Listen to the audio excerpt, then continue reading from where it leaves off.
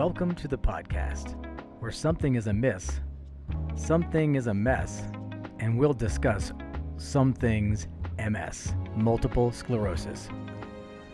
This podcast is meant to tell the stories of those living day to day with MS, from before they were diagnosed, getting that diagnosis, the aftermath, and where they are today in their journey with multiple sclerosis. And now, let's get on with the show. Welcome to Some Things MS. Welcome back, everybody, to Some Things MS, a podcast I started just a few weeks back to continue to tell the stories of people living with MS, people who are supporting those living with MS, and then others in the community that are helping to support folks with MS.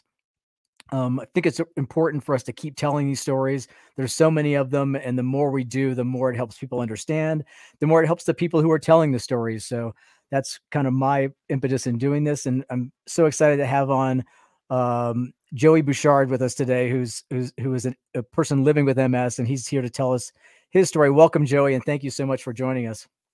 Hey, Bobby, thank you for having me on. I really appreciate it. Love telling my story. So So let's start off real quickly, just a little bit about yourself, kind of aside from MS, just who you are, what you do in life. And yeah, so Joey Bouchard, obviously. I am let's see, I'm in my 26th year of living with MS. So it's my 26th anniversary is how I look at it. wow. Yeah. So a very long time, diagnosed in the late 90s, so 98 to be exact, and in March. So I'm just over that, I'm just starting that 26th year now. Um, Day to day, I'm an IT service desk manager. And so sit behind the desk all day long, helping people out with PC issues and managing a rather large team of support individuals. So keep busy. But I stay home, get to work from my home office. So makes it nice. Yeah. No, it actually was kind of nice, especially depending on how you're feeling, to be able to, to still be able to do your work and not have to have that extra step of, sometimes getting ready, which can be really difficult for people with Right. MS. Yeah, It's the struggle is real there. definitely. It's something that I've had to, I was fortunate enough to be able to start working from home in 2005. So I've Mm, been doing it for a long time, but it's definitely helped me manage being able to go to work, to be honest. yeah. Yeah. Because prior to that, there were a lot of gray days Yeah. prior to that. And just those days that you just really don't feel like doing anything, at least I can come sit in my home office and, get some work done and not have to call out sick all the time. So it makes it Yeah. really nice. No, it's a huge, huge benefit for sure, and Absolutely. to be able to have been doing that pre-pandemic, so kind of already in that space was, Right. it's a pretty big deal. So Right. let's talk a bit. You said it's been 26 years, and just off air we shared a little bit about this, but what was life like before pre MS? Like what were you doing? What was life like for you then? So pre-MS is there's definitely a lot of black holes, or what I call a lot of black holes, and memory gaps prior to that. I mean, I remember some really important things prior to my diagnosis, but I mean, standard life, it was work, and I was a young father at the time. So I had when I was diagnosed, my son was 6 years old. Mm, So spent a lot of time with him. I was living in Arizona at the time, and just spending time with him, enjoying life, getting as much time with him as I could, while working a 9 to 5 job. I was traveling a lot for work prior to that, so just a lot of in good times that I can remember, yeah. just out, living life the best that I could. A couple of key points there. Number one, this is something I've heard over and over again, but especially in men, that the time average age at which we have this diagnosis kind of falls in that zone of being new parents. Yeah. Something that affected me. Just so many people in this same kind of story where it's you've got this extra stress around being a father, being a parent in this time. And two, I've met a lot of people with MS and a lot of different symptoms, and this is the first time I think I've heard um, somebody tell me directly about memory loss around the initial episode or attack, which is really interesting to me, because that's just a whole new element I hadn't thought of. I definitely have cognitive issues, and spoke to a lot of people like that, but not that specific to you know that much damage in those areas that affected your memory, from that point before your actual first attack or major Right. attack. Right. I remember a lot of really important details about my childhood and growing up and, my son being born. So some very important things, Yeah. just not a lot of details. Yeah, I maybe it's remember good. that. Maybe some of the fluff went away. You don't need that Right, anyway. right, right. So maybe it made room for more memories. I don't know. Exactly. Room for the good memories going forward. I love it. So I don't know. Maybe it was a memory reset. Yeah, there you go. I'll never forget that first morning. That because my attack happened over my first attack happened overnight, and Mm, I'll never forget that first morning. Like I said, I was a young father. My son was 6. I had a couple of roommates, so my son was over for the weekend, and we kind of shared a room at that time. And we I was out. I remember I was out doing yard work the day before, and mm. I'm living in Arizona, and it's March, and it's 100 degrees out already, right? So I Yeah, remember it was unusually hot that time of year, and I was out doing some yard work, and that next morning I just woke up and I couldn't feel anything from my chest down. mm, I was all surface numbness from my chest down. I mean, I could move, I yeah, wasn't paralyzed. I just couldn't feel my skin, which was a very uncomfortable yeah. feeling or not feeling. So, I actually threw a pillow at my son to wake him up. And I was like, I asked him, I go, you got to go get John, one of my roommates. And, Yeah, because I don't know what's going on. And I thought it was, just, overexertion that being outside that day before. yeah. Such Right. a common But story too. Just the initial thought, or just nobody's thinking, "Oh, this is MS out of the box." It's like you start putting together other pieces of what this could be, right. why you're having these issues. Yeah. It just it never occurred to me. And then, so I got up and it really didn't change a whole lot. So, ended up at the emergency room and Mm. started to go through my diagnosis. And, that took about, I don't know, I think it was a week and a half, before I was diagnosed and spent all that time in the hospital. Wow, So so you were in the hospital suffering. from the point you had that first attack till the end because they just weren't sure what it was, or what was the They reason for weren't keeping sure. you in. Yeah, they weren't sure what it was. So they had to run through some testing and, Yeah, not being able to feel or have any sensory feeling in your skin. And, I could, like I said, I could move, but I couldn't walk because I couldn't feel my feet. I yeah, couldn't feel that I was actually on the ground and I couldn't feel anything to the touch. And, so I was in there, I was in for a little bit of time, until my symptoms yeah, started to get a little better and started to subside a little bit to the point where I could actually walk out of the hospital. Um, and really, it only took a couple weeks to get to that point. It really didn't last all that long, but I did leave the yeah, hospital with a MS diagnosis and started therapy right away, which there weren't many of them at that time, not like right, today we've talked anyway. about that, yeah, a couple of, folks, yeah, and just another good point is to, just every experience with MS is different, and, again, I had, symptoms, went to the doctor, but it didn't require I wasn't, I didn't get put in the hospital. It was just a different experience for me. I still took a couple weeks to get diagnosed, but during that time I was kind of a little bit back to normal. Like my initial onset, and then it just kind of slid back to normal. Whereas yours was just Hmm. persistent and to the point where hey, we don't know what this is, so we don't want to let you go until we figure something out.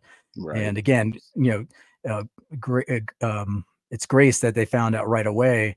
And so you were able to at least start what treatments were available. Did you start on a treatment right away? I did. I actually left the hospital with a prescription for Avonex.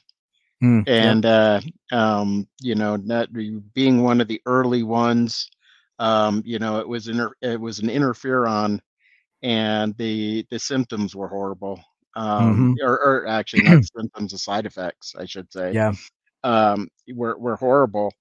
And you know, I actually had to adjust my work schedule because the you know, to be able to manage the side effects, and you know, go through the side effects on my days off of work. So Yeah. I had to adjust my work schedule. The side effects, you know, I had the flu for 3 days, you know, 2.5 days, 3 days a week for the first 3.5 years that I was Yeah. diagnosed. It was horrible.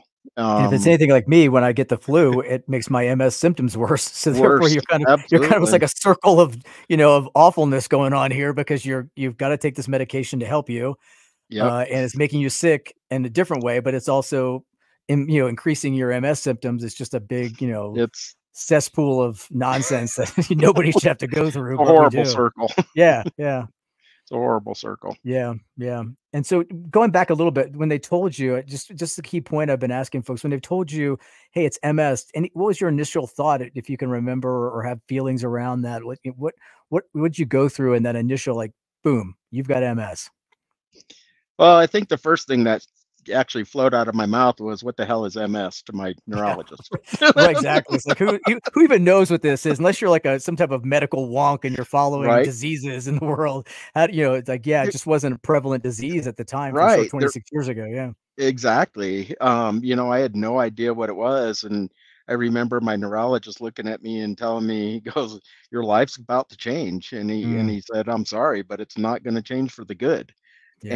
And, you know, we walked through, the symptoms, we walked through the therapies, we, you know, kind of walk through what to expect. And you know, I have relapsing remitting MS. So you know, I've been in remission now for many years. But you know, we did talk about the progressive side. And I remember, you know, and then it just, you know, the onslaught of research on my own. You know, what am Yeah. I dealing with? What am I going to do? And you know, I went into years of not acknowledging it, you Mm, know, not letting it. I mean, it took over my life. yeah. You know, I didn't want to do anything. Well, I couldn't because I was going through symptoms, but or side effects. But I didn't want to do anything. Yeah. You know, I became a loner, severely depressed at first. Spending time with my son was not quality time because I was sick when I'd see him, and we didn't get to do a whole lot. I mean, I had a few good days in there, but not very many. So it was rough. It was a very rough diagnosis, and just not Yeah. knowing what to expect, and starting to think of, well, all right, so now what do I do? You know, Yeah. and it took me a long time to get And to what makes where. MS unique? Oh, go ahead. Oh, I was just gonna say, you know, it took me a long time to get to a point where I knew what was going on, and did not let it control my life. So there was a Yeah. point in time Uh, where I had to let it stop controlling my life, and I had to take control of my life. that's a pivotal point, man, to get to that, that kind of decision because MS is you just don't know what to expect, right? It's not like, Right. hey, we've got to, you can go get chemotherapy and cure it, or, there's no cure. This is something that's out there and you don't know when it might attack again. You mentioned remitting, relapsing, which for those out there that don't know the stages, remitting, relapsing is like the first stage. You have an episode, maybe two. It's slow.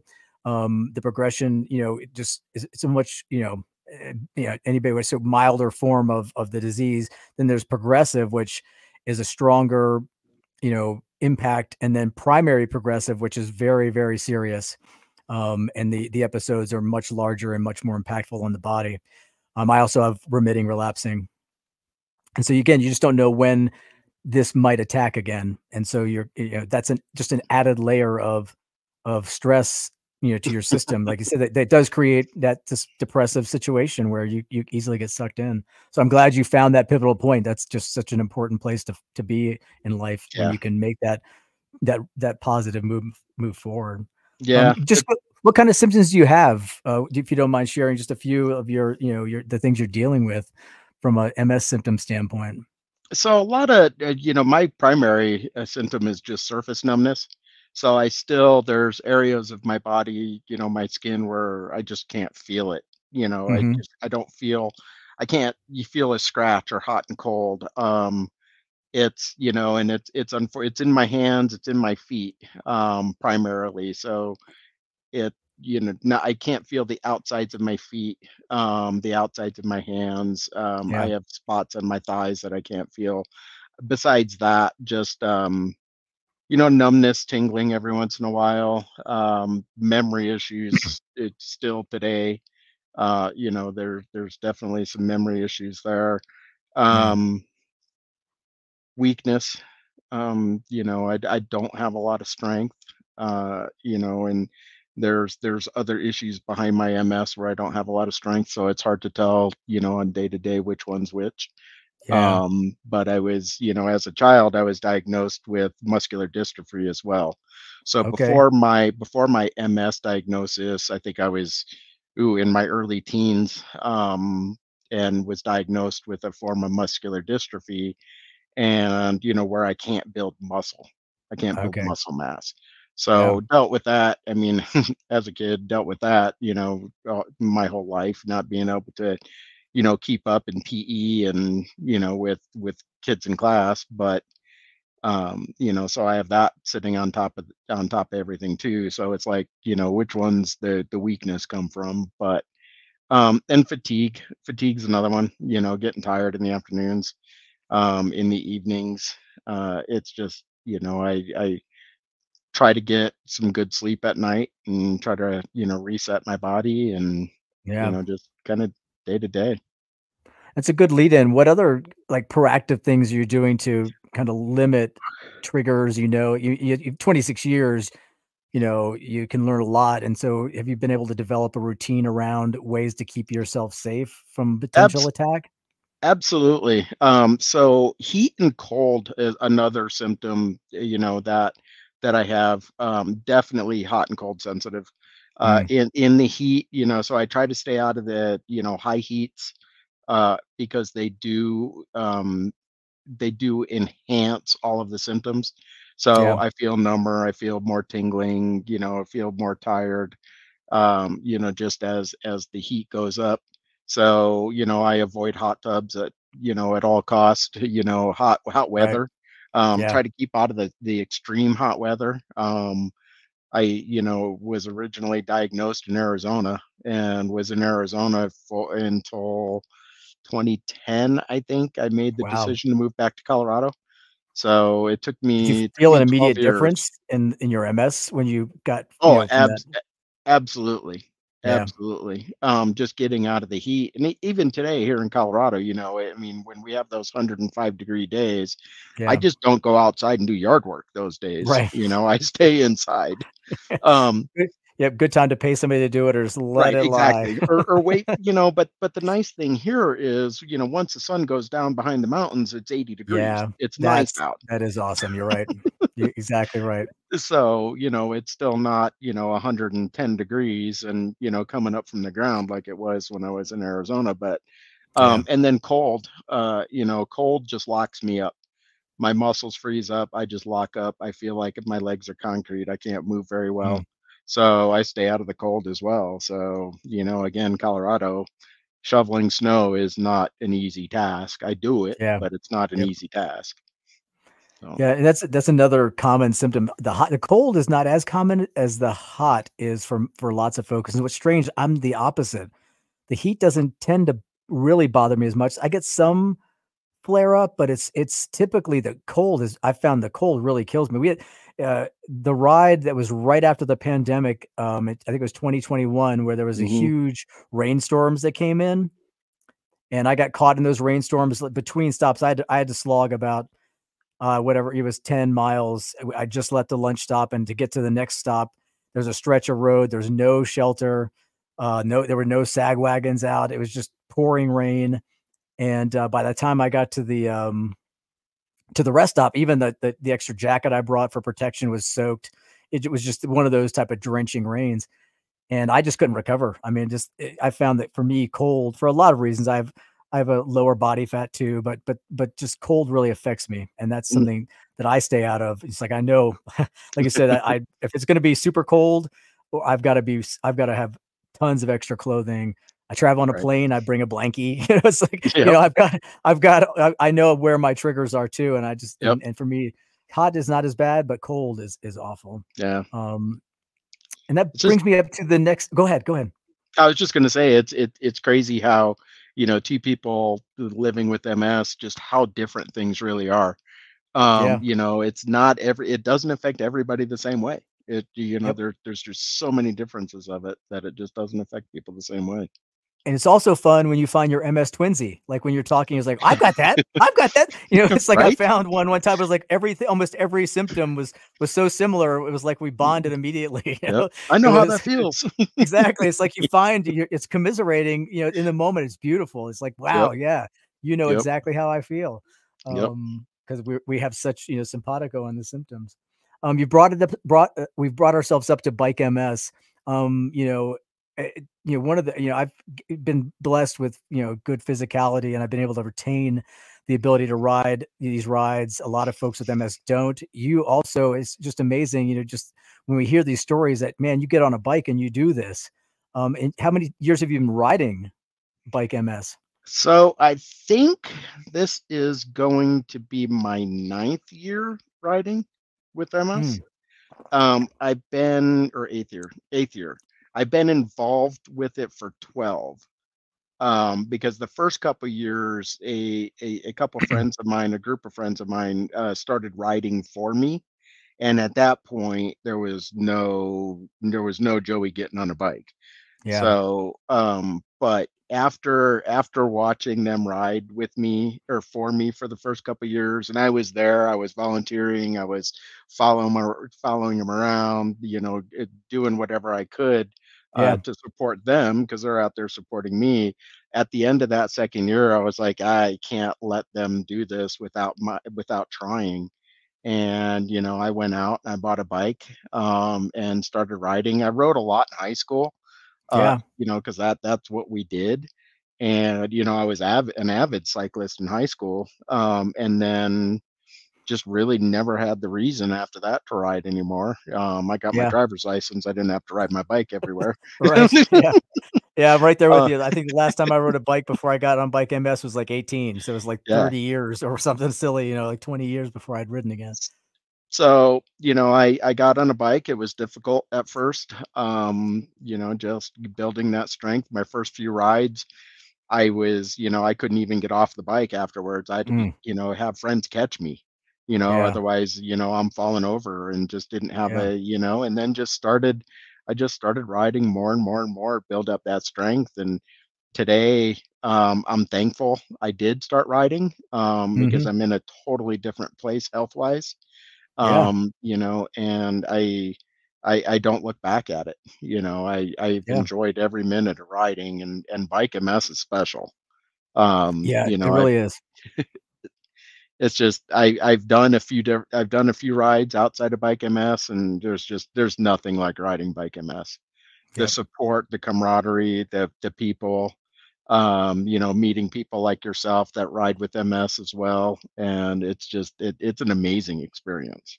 Yep. So have you ridden more than just Colorado? Because once you raise a certain amount, or if you live in another area or visit folks, there are 53 rides, I think, across the country right now. Right.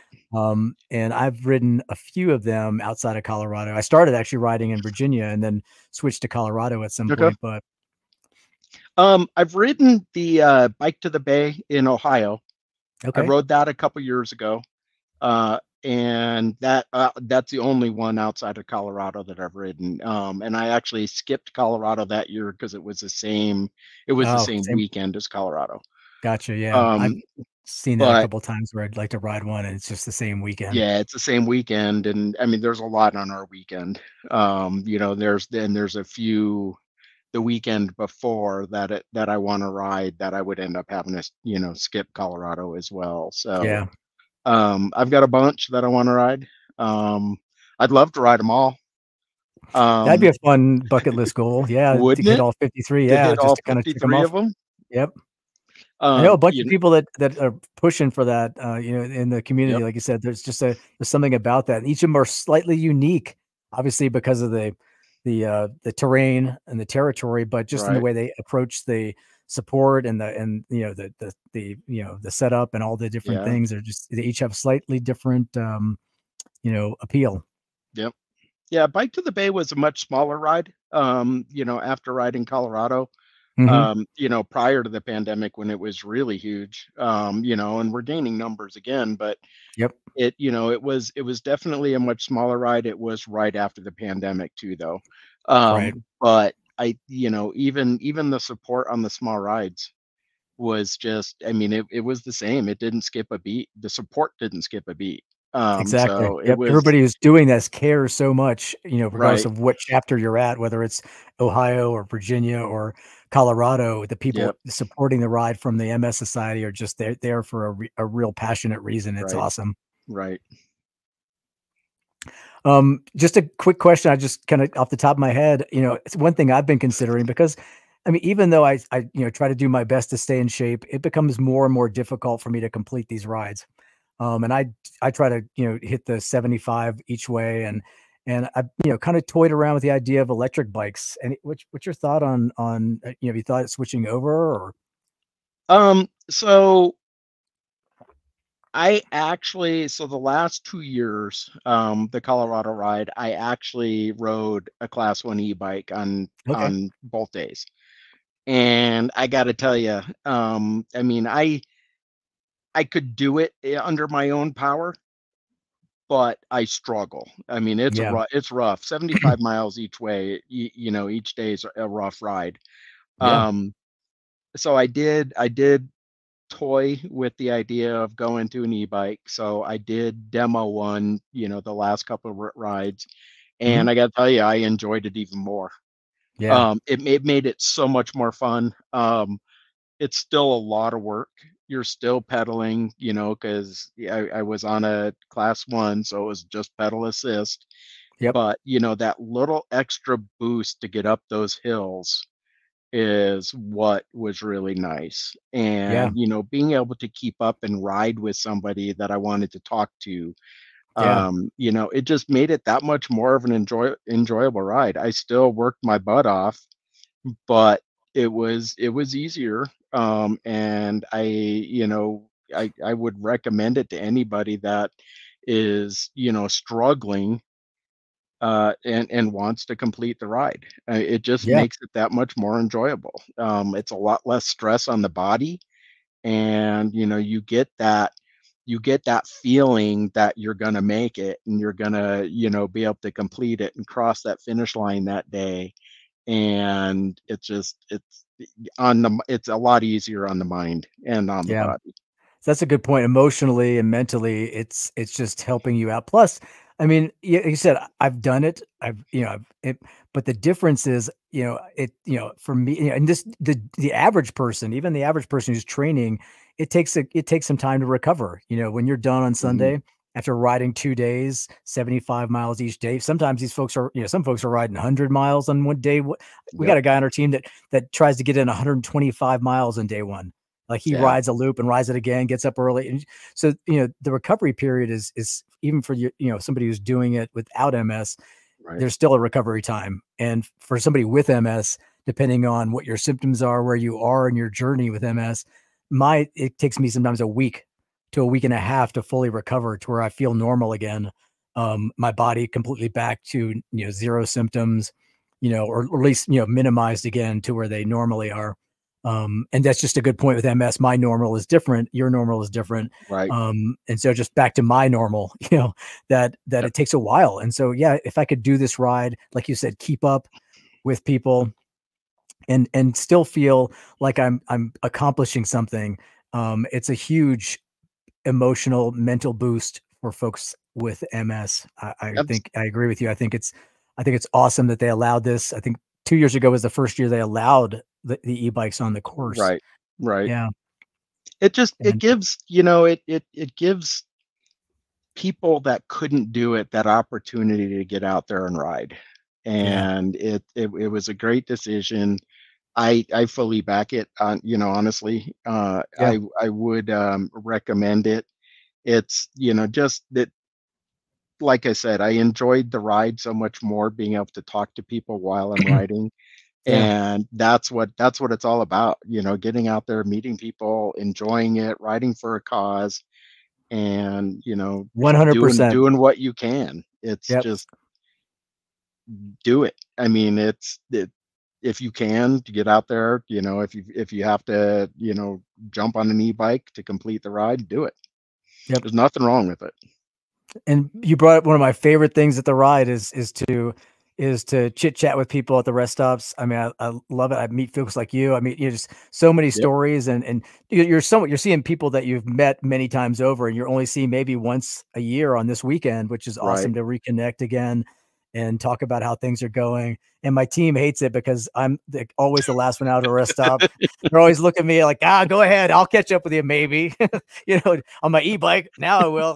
Just yeah. Right. Yeah, Right. I'm always the last, and this is in life. I love, talking to folks. So I'm always Right. the last out, Yeah. and enjoy that camaraderie at the rest stops or Hmm. at the after event, on day one when you get into Fort Collins, just, walking around and seeing everybody in the different tents and, dancing or whatever is going on. It's Hmm. awesome. Yeah. Yep. There's a lot to do. There's a lot of people to talk to. We're all there Yeah. for the same reason. So, Yeah. Man, anything else you think of that we haven't talked about? I really appreciate having you on and telling your story. This is, again, I think these stories are so important to get out there, and I'm happy to have you on to tell yours. no, I think, I definitely enjoyed chatting with you like I always do. You and I have been able to tip a few every once in a while during some bike MS events, and always enjoy chatting with you and everybody at the committee. Um, the only thing that, I think I want to talk about maybe for a couple minutes is, bike MS in the virtual world. Yeah, If you don't mind. yeah, go for it. Um, Yeah, love to hear about it. so I'm fortunate enough to do a lot of riding indoors. Hmm. And honestly, most of the training that I do is indoors because of the weather. Hmm. Not being able to get out there in the cold or the heat to be able to ride. So I've taken my cycling indoors. I've been riding now in Zwift for 6 years, and it's helped tremendously. We've gotten to a point where there's a huge MS committee, or yeah, well, there's a huge MS club and Hmm. committee out there in the Zwift world as well. We actually hold global bike MS events on the second Sunday of every month, where we've got a couple rides where we get, everybody that is living with MS or supporting MS, and we get in the virtual world and ride and talk and chat and, raise awareness and, see what we can do there as well. Yeah, And I got to say, I do those rides every month. I'm on the bike almost every day, out in that world riding. yeah, I mean, yesterday we had a group of 16 riders, right with MS and supporting MS, that we rode Ventop in France yesterday, and we awesome. did, we've climbed 5,000 feet in 13 miles, and it's no joke. I mean, it's the real thing. You get Yeah, yourself, put yourself on a smart trainer and you're pedaling, you feel that grade. When you hit 10-12% going uphill, it's no different than the real world. So yeah, right. I'm a little sore today, but I I bet. just did a recovery ride before we chatted. So, keep the muscles moving. But if anybody's interested, there is a bike MS Swift club out in Zwift, and then there's also a Facebook group Cool. for the Bike MS Zwift as well. I'm a part of both of those. I have, for somebody who works in tech and loves technology, I have a old timey, stationary bike. I need to upgrade my biking situation so I can join folks on Swift. Yeah, because I saw somebody post about that. It looked awesome. I will drop the links to that into the post when I put this out, Appreciate it. Joey, so Cool. people can see it and potentially join in. It'll just be down in the comments for folks looking to jump in with y'all, because it looks fun. Because at least one of our teammates, a guy named John Snurka, is part of the club. Yep. John rode with me yesterday. Yep. Yep. Yeah. He does this a ton. I think Yep. that's where I got introduced to it. I saw him posting about it. I was like, yeah, I'll join. And at some point I'm going to upgrade my home setup so I can do, more virtual training. Cause what an It, awesome thing to be able to do virtually. I mean, that's yeah. incredible. And it's different. I mean, it's not like going to the gym and riding a stationary bike, because that's Right. boring. I couldn't It's do get a that. little I boring. can't get Yeah. a couple miles in. No. But I've done a century twice in my living room. Wow. So it's not easy. It's a lot of fun. And being in the virtual world, having people that you're riding with and being able to talk to people and seeing what you're doing it just Yeah. makes it a lot much easier mentally, because it's the mental that will stop you from riding on a stationary bicycle, because you're not You bet. going anywhere. Yep. No, it's hard to get motivated. There's no doubt about that. Yeah. With Yeah. the bike, it's funny with the bike. I have less problem when I did some running and some events around running. And for me, running on a treadmill that felt that way. I couldn't run on a treadmill. It's just, I had zero motivation to get on the treadmill, but I could run outside because there's things to look at. It's Hmm. interesting. And that's what this virtual world provides. It's like you said, it's your immersion Yep. into wherever it is you want to ride. I'm Yeah. guessing it's limitless almost to where you can ride. It's like, hey, I just want to ride around the block. Okay, cool. On Zwift Yep. around my block. Or you can ride in France, which is even Right. cooler. Right? All You these know, different virtual worlds that you can go ride yeah, in. It's awesome. awesome. Yeah, that's really neat. It'd be fun if can you get into like fantasy virtual worlds? Like I want to ride around the Shire or ride around, Star Wars. I want to ride around They haven't Andor or done something. no, they haven't done any of those. They haven't built any of those yet. All right. I mean, there's a bunch of worlds, there's a bunch of rides Nice. that you can do. Japan, Scotland, France, Watopia, which is a totally made up world. That's a Right lot of on. fun as well. So ride around volcanoes, up volcanoes, through volcanoes, through Cool. Yeah. along the Sounds awesome. seasides, and there's some king of the mountains that'll kick your butt. So Yeah, that's what I'm saying. It's real training too. It's not just you're it's not riding one yeah, speed and just a right. visual. It's when you start to go up the hill, that machine kicks in and you're Oh feeling that yeah, you're burn of that feeling it. hill, whatever it Yep. is. Yeah, you bet. Yep. You're cycling through your gears. You're doing, just like you would in the real world. Yeah, So cool. Well, I'll get those links out there. I'll also put a I, link to your fundraising page on all the stuff we put out. So yeah, if you appreciate see that. that, give Joey a nod. All the money goes to a great cause. We've got some great episodes coming up around the research and where the money's going. So I'm excited to share Awesome. that. And before we leave, I've got a couple quick rapid fire questions just for fun. I'm going to throw them at you. We haven't practiced them. I'll answer them as well. Okay. But I was going to hit you with them. You ready? Yep. The first one is bike related. Do you like uphill or downhill? Downhill. Downhill. See, this is repetitive for me, but I'm the biggest scare. I'm like, I've got a cat who runs every time the doorbell rings. That's me in downhills. Every time I see a downhill, I shrink into my turtle shell and and my hands are like gripped around the brakes and the Oh, mine are squealing is too, yeah. but it's a lot easier than climbing. Yeah, I don't know. I just still, the climbs are awful, like you said, but I Oh, still they're just horrible. I'm so much happier. Robert Plant or Steven Tyler? Robert Plant. Yeah. The first time I heard Led Zeppelin was I got Led Zeppelin 1 on cassette, and it's the only cassette we had for an entire weekend trip to Uh, Ocean City, Maryland. okay. And we just played it on repeat. And it was just like after we were done, I was like, yeah, this is my favorite band forever and all time. Yeah. Yeah. They're Um, awesome. Love yeah. Zeppelin. Yep. As a matter of fact, I'm going to see Jason Bonham's Led Zeppelin Experience in 2 weeks. I was in Minnesota for a business trip, and it just happened to coincide. I always look to see what's going on when I travel, and sure enough, like just after the event I'm at, he's playing like down the street. So I'm gonna go see them. It should be a pretty Here, sweet here in show. Colorado. No, this is in Minnesota. In Oh, okay. Minnesota, I was gonna say okay. Minnesota. A little far north. Minnesota Minnesota. Mexican or Asian or pizza? pizza. Nice. Yeah. What kind? Let's go a little deeper. What Deep dish style? Chicago. All right. I don't think I've had a true deep dish Chicago.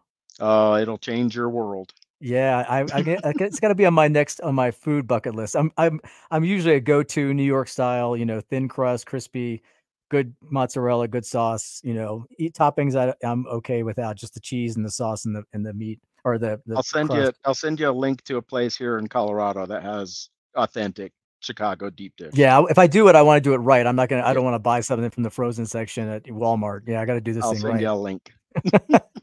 And last question, what's your go-to energy drink if you have one, or not energy, it could be coffee, but what do you do to give you a buzz? Caffeine wise, Yeah. Monster Hydro. All right. Monster Hydro, and Tailwind when I'm riding. So Okay. I don't think I've heard of Tailwind. Is that an actual liquid or is it a it's a powder, okay? but it's one of the they have an energy and they also have a recovery. Yeah. Their energy and they also have calories, so you're actually feeding as you're drinking, So it's which got a is little bit of nice. everything. Good Yep, calories I'm taking too, like, good so, calories. as Yep, opposed to like a liquid calorie, which right, I mean, right. the caffeine gets you there and something, but definitely the sugar can be an anti-effect. Yep. I love just see if you're ever looking for a good one. It's not as monstrous as Monster, but a really good one. Local company called Bing. If you Okay, like yeah, something, perfect. they make a cherry, a raspberry, a blackberry, and my favorite, they make an apple. It's got just this really crisp apple flavor. Okay, But a good decent amount of caffeine too. good. Cool, man. Listen, I really appreciate having you on. I hope you enjoyed it. And again, I think your story is an important one, and I'm glad to help you tell it today. I appreciate it, Bobby. Thank you for your time. Always happy to be here. Yeah, and look forward to seeing you soon. If not on Zwift, I Absolutely. mean, I gotta get myself some gear, but definitely on the road here pretty soon. Definitely, we're getting close. Only a couple Yeah, months man. away. So, All right.